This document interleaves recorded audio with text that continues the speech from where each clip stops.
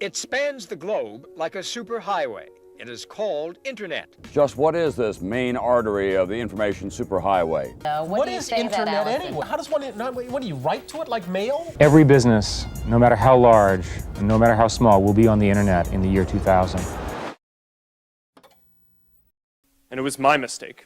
And I'm sorry. Former Facebook president Sean Parker is sounding the alarm about the potentially addictive nature of social media. Some people might even say they're addicted. Is social media addiction really a thing? Well, guys, experts say yes. Social media addiction has been linked to anxiety and sleep deprivation, particularly among our precious teenagers. The site's first president, Sean Parker, is now admitting that Facebook was designed to be addictive. Like, what is that doing to people's brain? Parker, who worked with Mark Zuckerberg to develop Facebook, with a bombshell claim, saying the site was intentionally built to hook you. That thought process was all about how do we consume as much of your time and conscious attention as possible. It's a social validation feedback loop because you're exploiting a vulnerability in human psychology. This is a big time bomb ticking. It will get really worse. To be human means that you are persuadable in every single moment. We now know that many of the major social media companies hire individuals called attention engineers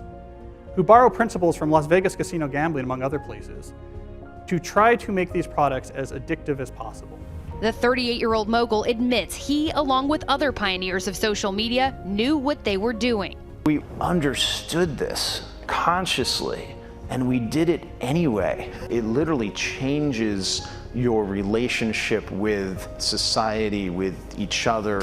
The short-term dopamine-driven feedback loops that we have created are destroying how society works.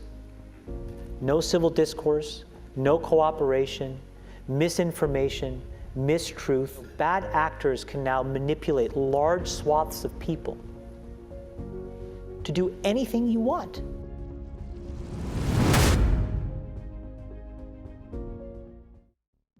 Welcome to the digital age, where companies have developed the ability to hack into your brain. When the internet was first released to the public, it took the world by storm and confusion. While most working-class Americans were puzzled by the idea, some saw an opportunity, a gateway for widespread influence and connectivity.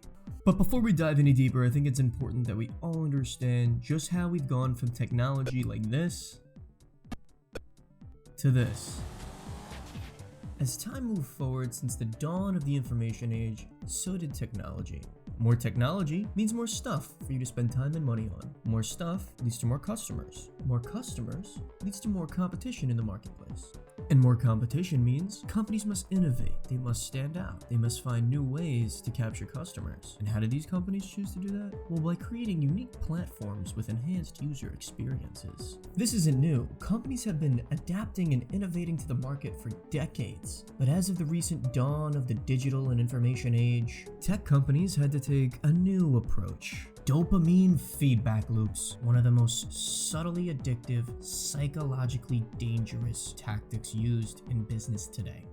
Now, in order to understand just how dangerous this tactic is, here's a brief overview of some cognitive psychology. Throughout history, things and events have evoked reactions in us that we needed to act on and respond to. Those are called stimuli. When we're stimulated, our brain entices us to act on it by rising levels of dopamine. Once we take action by answering the stimulus, dopamine peaks, we feel good, then dopamine levels slowly decline after the reward is received. This tells the brain that this experience is worth getting more of, thus ending the process. And our brains will subconsciously associate that good feeling with whatever invoked us to take that action in the first place.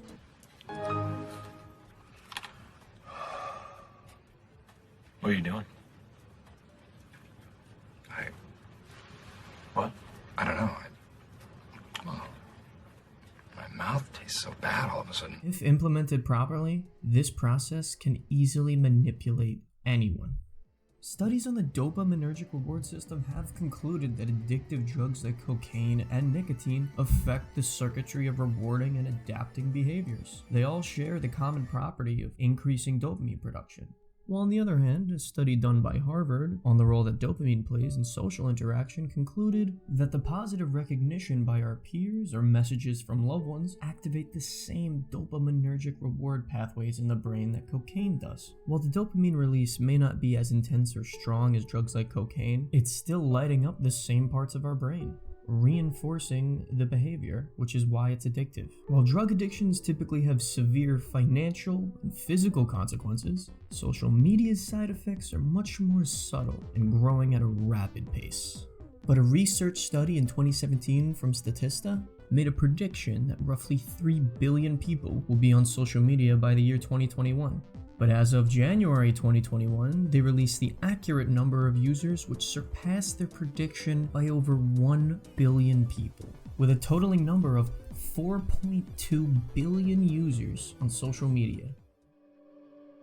The highest rates of depression in adolescents come from those who spend upwards of 3 hours of daily social media use, resulting in a depression rate of nearly 40% in adolescent girls and 20% in boys. A major depressive episode among girls ages 12 to 18 increased 52% from 2005 to 2017. Emergency room visits for suicide attempts among 10 to 14-year-old girls nearly doubled, providing even more evidence that the exposure to these platforms are short-circuiting the brain's ability to feel happiness. Not only are anxiety and depression rates increasing at an alarming rate, but death by suicide has skyrocketed amongst young people between the ages of 10 and 24. And not only is the exposure to these platforms affecting our mental well-being, but they're also affecting the information we're exposed to, influencing our behavior, our decisions, and even how we think. Do this little thought experiment. Try to count how many times you or your friends have quoted a trend or a meme that you saw on social media. When we're doing this, we're replacing our own personal thoughts and identity with just regurgitated information from the internet. And the same applies to political information you see online. That's why there's such a divide right now, because the things that most people see on the internet are the things that blow up, things that go viral. And what things go viral? Radical views, radical opinions, far left or far right, comparisons, arguments, whatever it is. So the people start to adapt to that ideology. They start to process it and slowly lean further left or right, creating even more of a political divide. And although we may not be able to stop companies from using addictive practices like this that influence our lives, we can slow them down or make users aware of how it is affecting them. Whether it's taxing pieces of data collected like we do with imported goods, or whether it's having warning labels like cigarettes do. There's a reason Steve Jobs didn't let his children use these platforms. Because technology is a tool, and if we're not using it as a tool, then it's using us.